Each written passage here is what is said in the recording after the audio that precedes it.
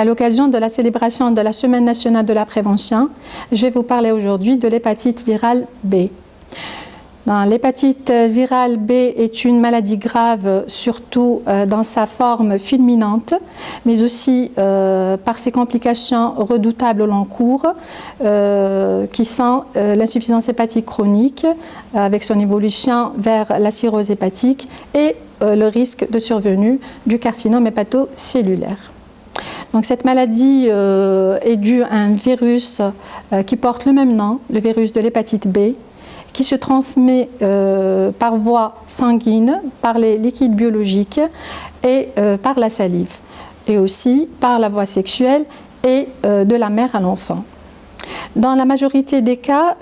l'hépatite B est une maladie silencieuse et asymptomatique. Certains cas peuvent présenter des manifestations comme par exemple un ictère cutanéo-muqueux, parfois des douleurs abdominales, des nausées, des vomissements, mais une simple sensation de fatigue et d'asthénie peut conduire le patient à consulter. Donc, le diagnostic se fait selon les manifestations cliniques, mais surtout est confirmé par la sérologie qui va mettre en évidence des antigènes anti-HBs. Le traitement de l'hépatite aiguë est symptomatique, c'est-à-dire on va soulager le patient selon les symptômes qu'il présente, tandis que l'hépatite chronique, lorsqu'il y a donc passage à une chronicité au-delà de 6 mois, donc cette pathologie ou cette hépatite chronique va nécessiter un traitement spécifique qui est assez lourd et qui peut être à vie. Et qui va viser surtout à l'amélioration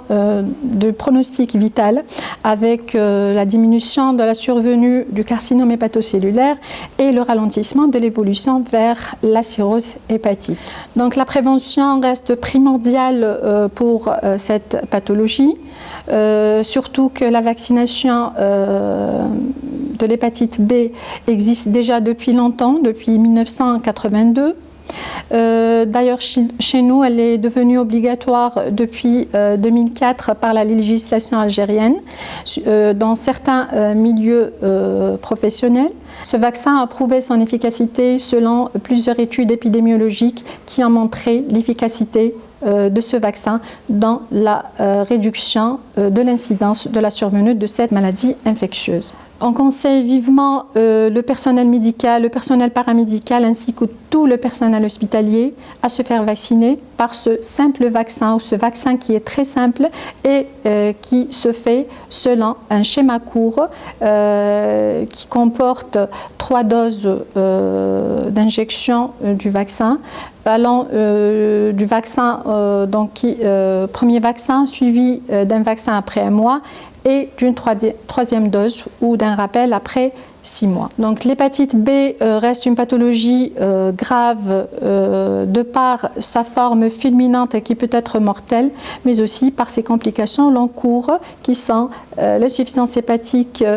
compliquée par une cirrhose évoluant vers une cirrhose hépatique et le carcinome hépatocellulaire et qui peut être prévenu par une simple vaccination.